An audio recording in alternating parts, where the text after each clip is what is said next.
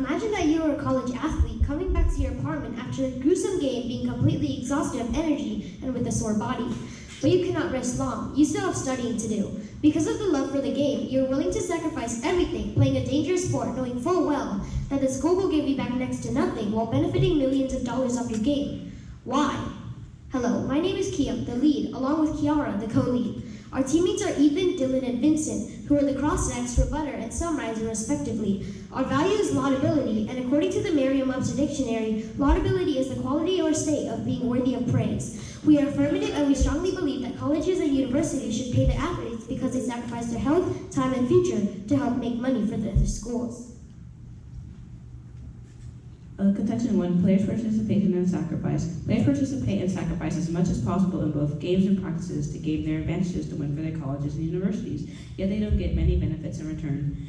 Student athletes dedicate many hours to their own skill. According to ESPN.com, baseball, basketball, and football players average 41.5 hours a week. Besides stretching their mind and body with preparation for the game, the student athletes also spend around 30 hours per week on academics. Student athletes also put their bodies in harm's way by partaking in college sports. According to the research of University Rochester Medical Center, there's a 75% chance of college athletes getting injured over the 4-year span. Procon.org reported in 2017 67% of the former Division I athletes sustained a major injury, and 50% had chronic injuries. Student athletes' commitment and sacrifice to their sports are acts of laudability. They deserve much more than an education. They deserve to get paid. Contention 2. Income made by the NCAA and colleges and universities should be shared with athletes. Colleges and universities generate millions of dollars of profit every year from college athletes playing games, but this money actually comes from within the success of college athletes themselves. Yet the players get no actual money from it. Michael Sokolov reports that the University of Louisville generates about $45 million a year in revenue, but only gives back $400,000 a year to the student athletes via scholarship. Meanwhile, the coach made $8 million a year, and the assistant coaches made as much as $500,000 a year. Procon stated that the NCAA reported a profit increase every year and reached $1.16 billion in 2021, but never considered an increase in scholarship or meal money. According to Procon.org, 85% of the players live below the poverty line, since the actual cost of living came out higher than the scholarship money awarded by the NCAA. These statistics tell us that the NCAA profits so much, but don't provide any relief to the people that earn it for them. The athletes do the hard work for the colleges and universities. They deserve a portion of the income. Contention 3, scholarships are not justifiable means for participating in colleges and university sports. The student athletes go above and beyond to represent their school in college sports, but only a few get full scholarships. Grand Canyon University states that only Division I and II colleges and universities give free scholarships, and Division III colleges and universities do not. The majority of athletes get partial scholarships or no scholarships at all. Grand Canyon University also states Division II scholarships are mostly only partial scholarships instead of full ride scholarships. Division I full ride scholarships are actually usually only for 1 year and may not be renewed. To top it off, only 1% of college athletes truly get full ride scholarships. Grand Canyon University includes a few college athletes receive scholarships, and fewer still receive full scholarships. And considering that playing sports could be equivalent to a full-time job, then an argument can indeed be made that college athletes should receive salaries for their work. Our value is laudability, and we are affirmative. To remind you, our contentions are how college athletes participate in sacrificing games, how colleges generate money, and how morally unjustified the scholarships are handled and distributed. Thank you for your time, and we are now ready for the cross-ex. Judges, are you ready?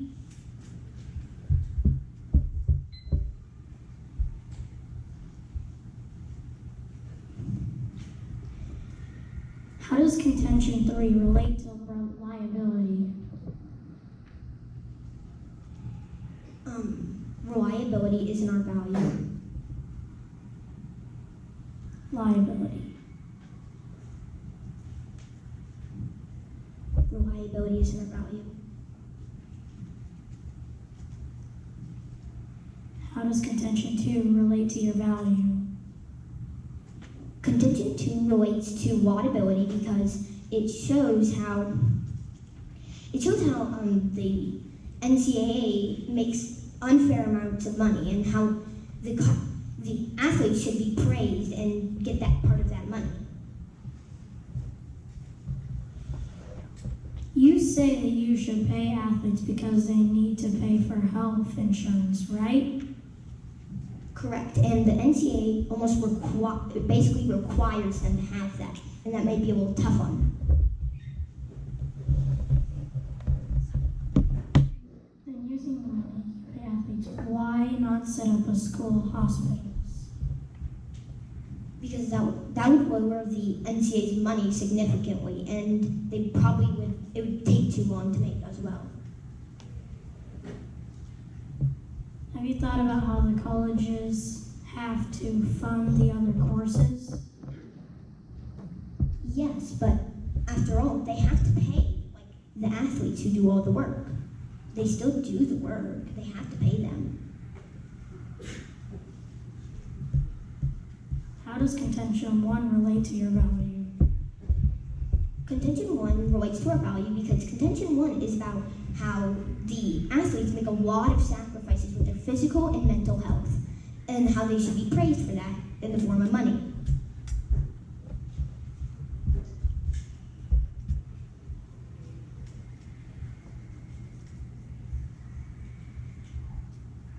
How does Contention 3 relate to your value?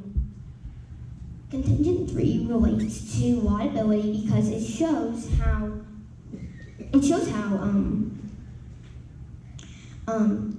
unfair scholarships are, making them more worthy of getting money instead of scholarships, which are hard to get, and since they have to balance out education and sports, it's almost impossible for them to get one. What is your source? For what? Your answer. The source to scholarship.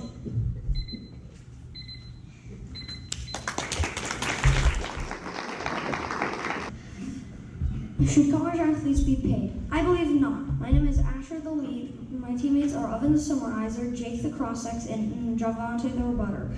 College athletes should not be paid because of distractions, enviousness, and funds. Our value morality helps prove that. Morality means the distinction between right and wrong or good and bad behavior, the Oxford Dictionary.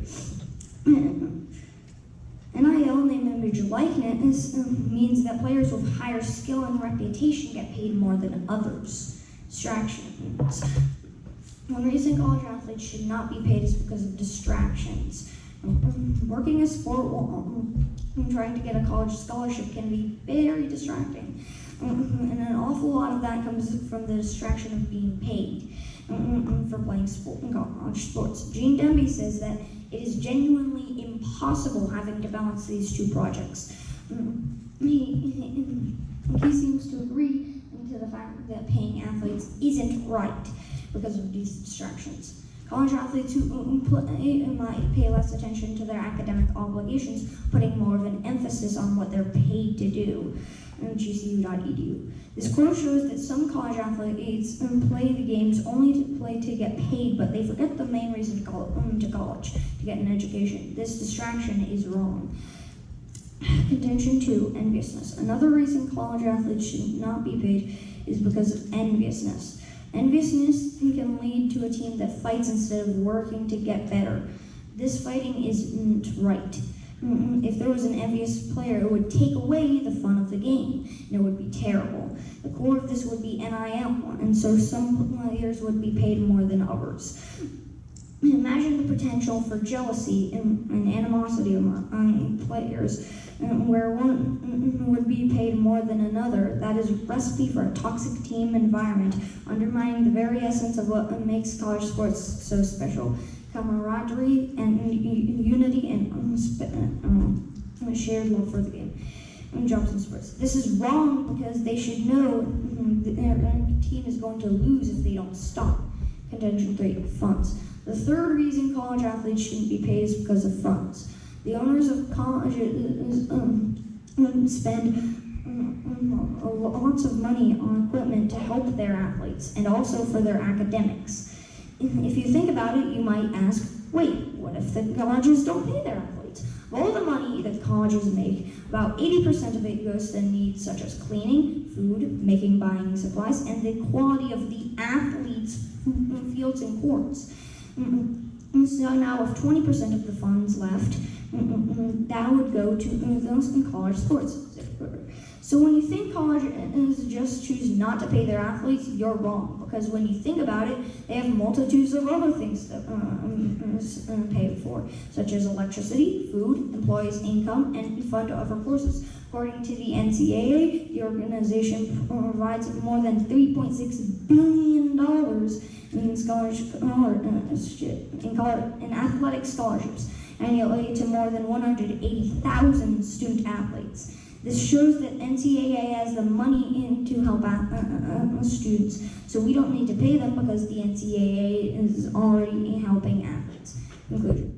College athletes should not be paid because of distractions, enviousness, and funds. Our value morality helps prove that. Now look back at the fact of it, if college athletes should or should not be paid. You can see how they shouldn't get paid. We are now ready for cross-examination.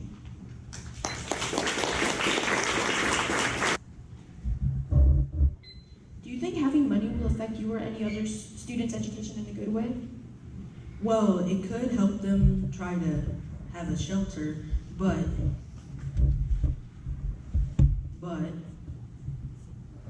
they could get distracted.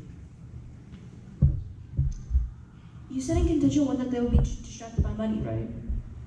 Yes, How? by getting distracted by money, they could just focus on it, and then that could lead them down to the wrong path of life.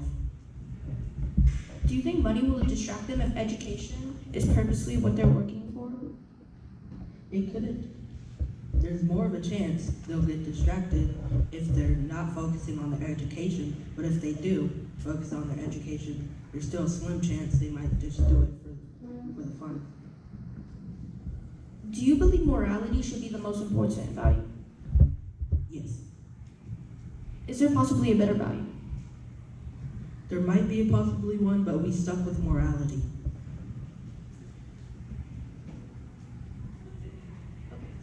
How much money is the other 20% of money colleges earn? The 20% of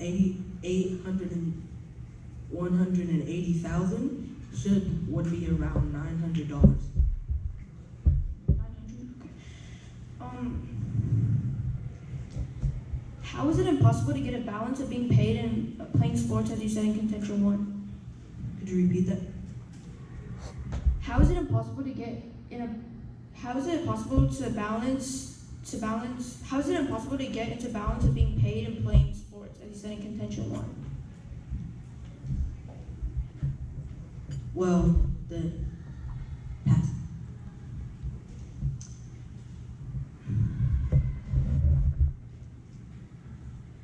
How does contention one tie into your value morality? Our contention one distractions ties into morality because morality means the distinction between right and wrong or good and bad, and distractions is not good. Do you believe that athletes participate in whatever games or sacrifices in playing sports? They do make sacrifices, but they could get distracted.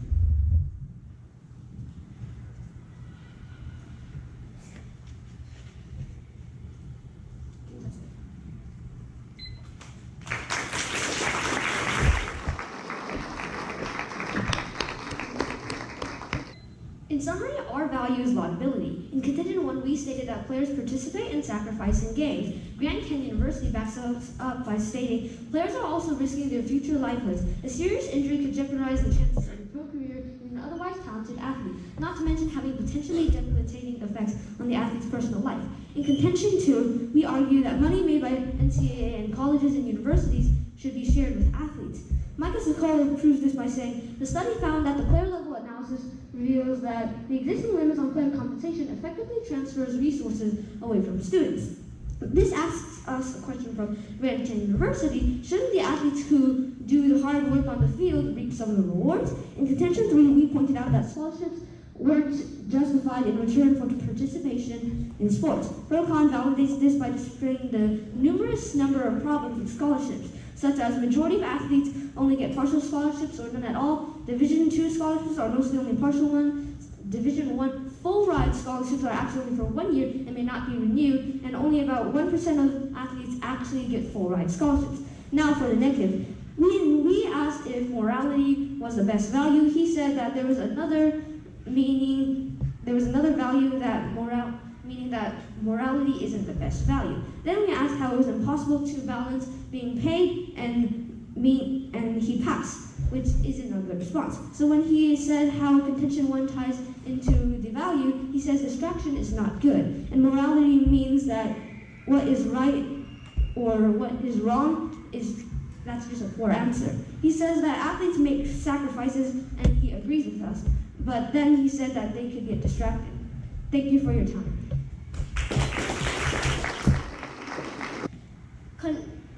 And now my negative.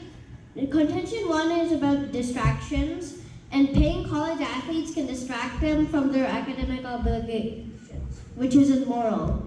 Contention 2 is about enviousness, and which proves that paying athletes isn't right because paying college athletes more than others causes them to be envious, which is wrong. Contention 3 is about funds, as college athletes already pay billions of dollars for their college funds, including the athletes, and so they don't really need to be paid.